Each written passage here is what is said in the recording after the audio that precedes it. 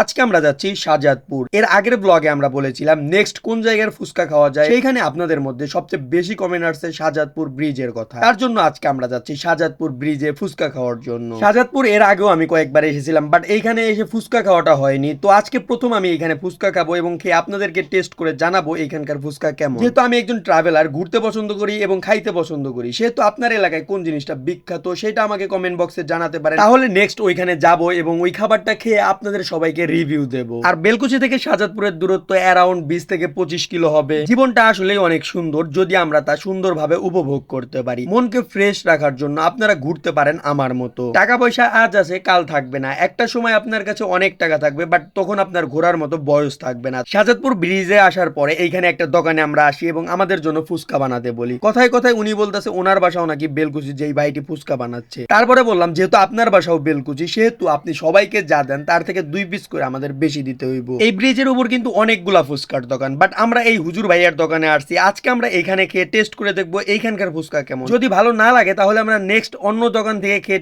জানাবো আপনাদেরকে এই ব্রিজে কোন জায়গার ফুচকা সবচেয়ে বেস্ট। আর আজকের এই ফুচকা দেখেই মনে হচ্ছিল অনেক টেস্ট হবে, কারণ এইখানকার যে টকটা দিছে এটা মূলত টকই দিয়েছিল আজকে। কারণ এর আগে ইনাদপুর যে খাইছিলাম ওটা টকই ছিল না, ওটা শুধু তেঁতুল গুলানো পানি ছিল, বাট আজকের এটা আসলে বানানো টক, যে দেখেই মনে হচ্ছে। কেন জানি না আমার খাইতে এত ভালো লাগে, আমার এত বড় দেহ চলেই খাওয়ার উপরে। তো এখন বলা যাক এই জায়গার ফুচকা আমার কাছে কেমন লাগছে। পার্সোনালি এর আগে যে ইনাদপুর খাইছিলাম আর এইখানকার যে ফুচকা, দুইটার প্রাইসে কিন্তু সেম, বাট ফুচকা কিন্তু সেম না, দুইটার স্বাদ কিন্তু দুই রকম। এখন বলা যাক আমার কাছে কোনটা ভালো লাগছে। যেহেতু আমি দুই জায়গার ফুচকা খেয়েছি, আমার কাছে এইখানকার ফুচকা সবচেয়ে বেশি টেস্ট লাগছে। আপনি যদি একজন ফুচকা লাভার হয়ে থাকেন তাহলে চলে আসতে পারেন শাহজাদপুর এই ব্রিজে এখানে ফুচকা খাওয়ার জন্য। অসংখ্য ধন্যবাদ জানাই যারা আমাকে এইখানে আসার জন্য সাজেস্ট করেছিলেন। নেক্সট আপনার এলাকার কোন খাবারটা বিখ্যাত সেটা আমাকে কমেন্ট বক্সে জানাতে পারেন। দেখা হবে সেই জায়গায়। আজকের এই ভিডিওটিতে 1000 লাইকের টার্গেট রাখলাম। যদি এই ভিডিওটিতে 1000 লাইক হয় নেক্সট, তাহলে আমি আবার আসবো এই শাহজাদপুর। তোমরা যদি আমাকে আবার শাহজাদপুর দেখতে চাও তাহলে অবশ্যই ভিডিওটিতে লাইক করে দিবা এবং কমেন্ট বক্সে জানাবা।